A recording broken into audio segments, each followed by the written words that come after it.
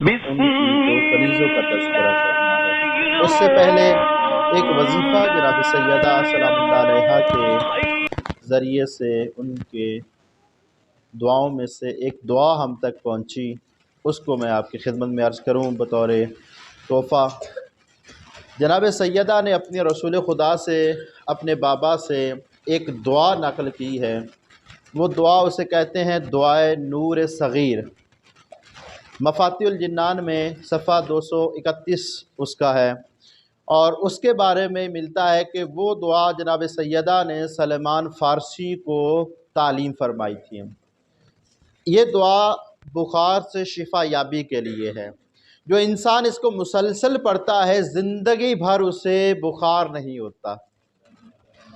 اور سب سے بہترین بات اور قابل ذکر بات یہ ہے کہ جناب سلیمان فرماتے ہیں کہ میں نے مکہ سے مدینہ کے درمیان جتنے بھی لوگ ہیں 1000 لوگوں کو میں نے دعائے جناب سیدہ تعلیم فرمائی، ہر شخص جو تھا وہ بیمار سے شفا یاب ہو گیا۔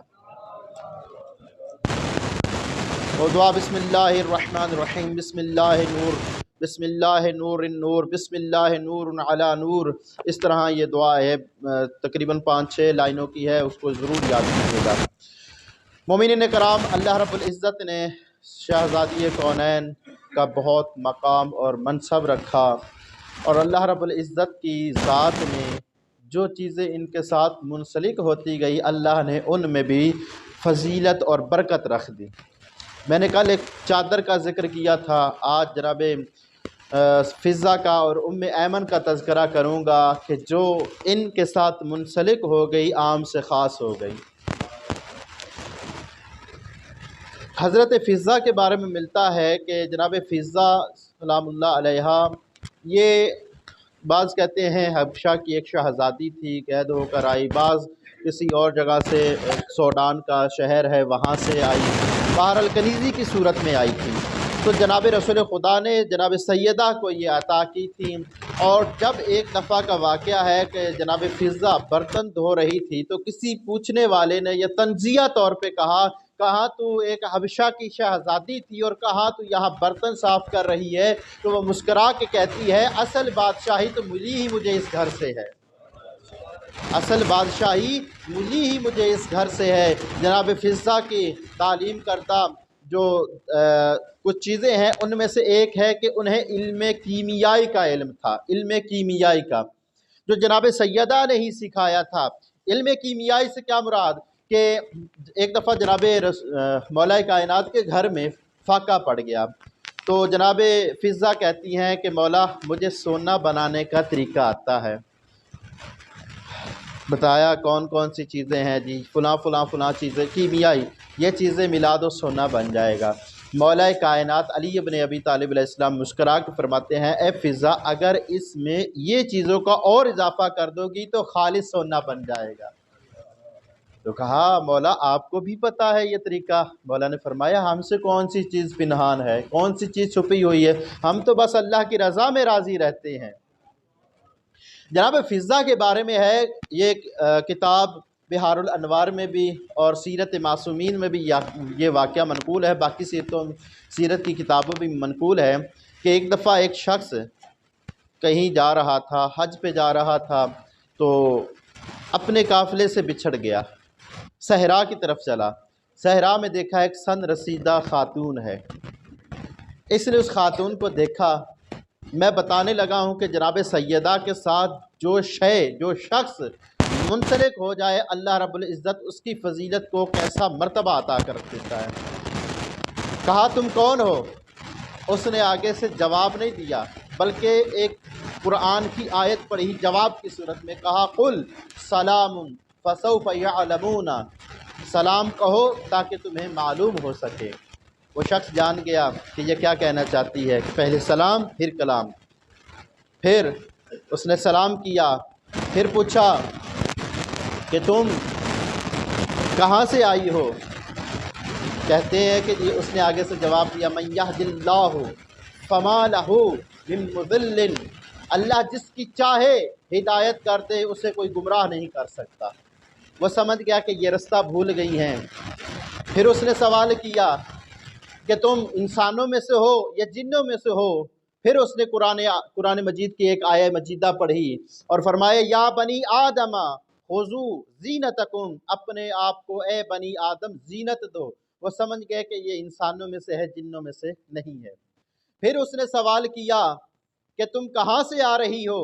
اس نے جواب دیا کہ میں، قرآن کی ایک آیہ ہے جس کا ترجمہ ہے کہ جب ان سے پوچھا جاتا ہے تو وہ کہتے ہیں دور دراز مقامات سے، تو فرمایا انہیں سمجھ آ گئی کہ دور دراز مقام سے آئی ہے۔ پھر پوچھا تمہارا ارادہ کہاں کا ہے؟ پھر آیہ مجیدہ پڑھی کہ وَلِلَّهِ عَلَى النَّاسِ حِجُّ الْبَيْتَ، لوگوں پر اللہ کی طرف سے حج فرض ہے۔ وہ سمجھ گئے کہ یہ حج کا ارادہ رکھتی ہیں۔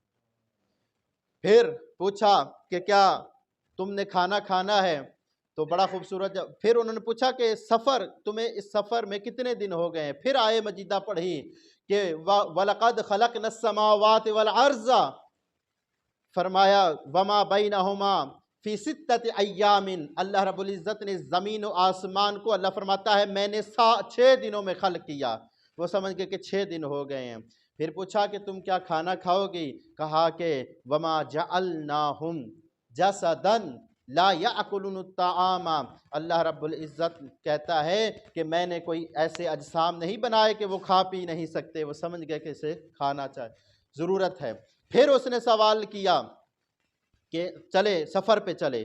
جب سفر پہ چلے تو یہ آہستہ آہستہ چل رہی تھی، وہ سواری پہ تھا، یہ آہستہ آہستہ، تو کہا کہ تھوڑا سا تیز چلو۔ اس بندے نے کہا تھوڑا سا تیز چلو۔ انہوں نے کہا کہ اللہ رب العزت نے نفس کے اوپر ایسا بوجھ نہیں ڈالا کہ وہ اس کو برداشت نہ کر سکے۔ وہ سمجھ گئے کہ یہ زیادہ تیز نہیں چل سکتی۔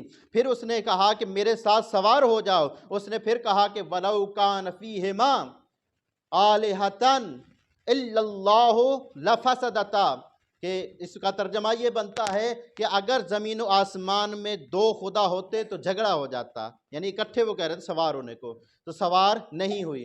پھر وہ خود اتر گیا، ان کو سواری پہ سوار کر دیا۔ پہلا جملہ انہوں نے کہا سبحان الذی سخر لنا ھذا، کتنی وہ پاک اور بابرکت ذات ہے جس نے اس سواری کو ہمارے لیے مسخر کیا ہے۔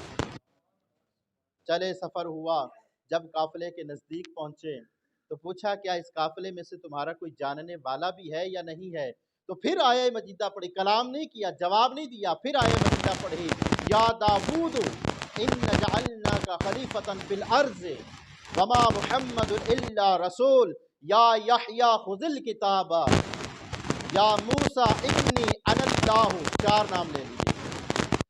تو جب قافلے کے نزدیک پہنچے اور پوچھا، اس نے آواز دی کہ تم میں سے داود کون ہے، محمد کون ہے، یحییٰ کون ہے، موسیٰ کون ہے؟ 4 نوجوان باہر آئے۔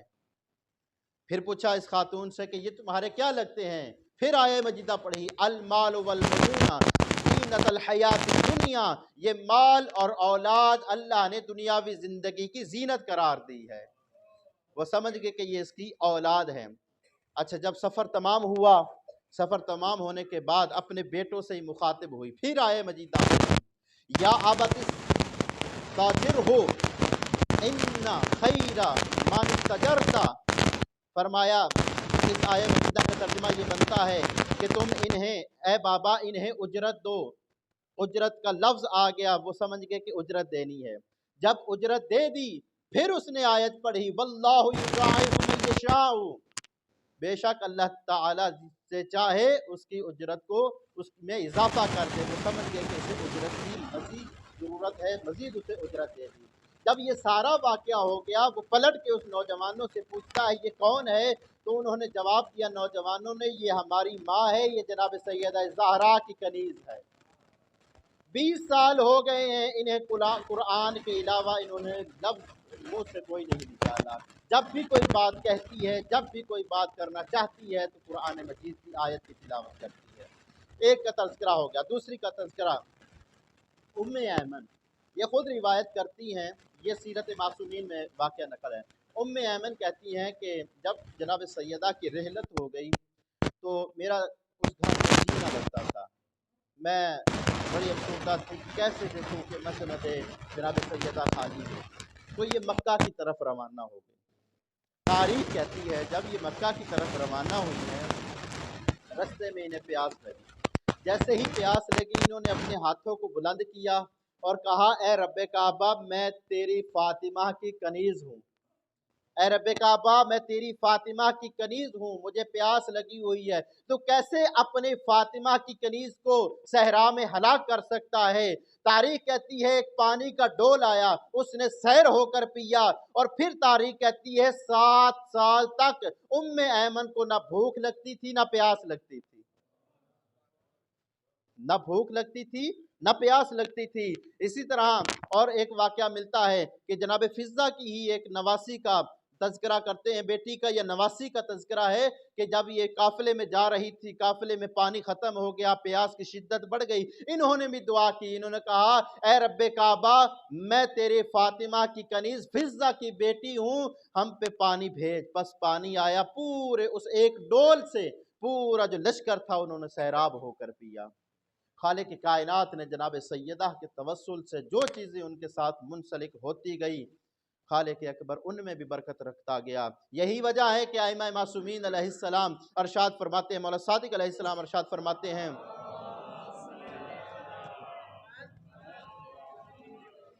کہ جب کوئی عام انسان دعا کرتا ہے تو وہ ہم اہل بیت کا وسیلہ قرار دیتا ہے، لیکن جب ہم دعا مانگتے ہیں تو ہم جناب سیدہ کو وسیلہ قرار دیتے ہیں۔ جناب سیدہ کے وسیلے سے اور ان کے تمسک سے جو چیزیں ہم تک پہنچتی ہیں ان میں بھی اللہ رب العزت نے برکت رکھی ہے۔ مومنین کرام، جناب سیدہ سلام اللہ علیہا ایام فاطمیہ کی آج 5ویں مجلس، اور مسلسل ہم جناب سیدہ کا تذکرہ کر رہے ہیں۔ جناب سیدہ سلام اللہ علیہا پہ مصائب کے ایسے پہاڑ ٹوٹے ہیں کہ جن کے لیے اگر سالہ سال بھی تذکرہ کیا جائے تو کم ہے۔ ایک ایک رات، ایک ایک دن جناب سیدہ کے لیے بڑا سنگین گزرتا تھا۔ اسی بات سے اندازہ لگا لیں کہ جب جناب سیدہ کی پسلیاں ٹوٹ گئی تھیں، اور یہ واقعہ کوئی رسول خدا کی رحلت کے بعد طولانی نہیں تھا، 3 دن کے بعد کا یہ واقعہ ہے۔ 3 دن کے بعد جب اسی طرح ایران میں ایک عالم دین پڑھ رہے تھے، میں نے کہا نا کہ ایک ایک دن، ایک ایک رات ان کی اور ایک ایک لمحہ جناب سیدہ کا بڑی اذیت میں گزرتا تھا۔ عالم دین جب مصائب پڑھ رہا تھا ایران میں بیٹھ کے جناب سیدہ کے، تو اپنے مصائب میں یہی جملہ اس نے استعمال کیا کہ جناب سیدہ کی پسلیاں ٹوٹ گئی تھی، عزادار و مجلس برخاست ہو گئی، ہر شخص اپنے گھر میں چلا گیا۔ ایک شخص اس مجلس میں بیٹھا ہوا تھا جو زار و قطار رو رہا تھا۔ جب سب چلے گئے، یہ خطیب اس کے پاس آیا، کہنے لگا تم نے جناب سیدہ کے مصائب کی کون سی بات گراں قدر گزر گئی کہ تو ابھی تک رو رہا ہے؟ وہ کہتا ہے کہ بلا میں ایک ڈاکٹر ہوں، میں جانتا ہوں جس کی ہڈی ٹوٹ جائے، حرکت دے تو اسے تکلیف ہوتی ہے، لیکن جس کی پسلی ٹوٹ جاتی ہے، جیسے ہی وہ سانس لیتی ہے، جیسے ہی وہ سانس لیتا ہے یا لیتی ہے تو اسے تکلیف محسوس ہوتی ہے۔ عالم دین نے کہا یہی وجہ ہے کہ جناب سیدہ کی پسلی جب ٹوٹی ہے اس کے بعد ان کا ہر ایک سانس موت کا پیغام لے کر آتا تھا۔ الا لعنت اللہ علی القوم الظالمین وسیعلم الذین ظلموا ای منقلب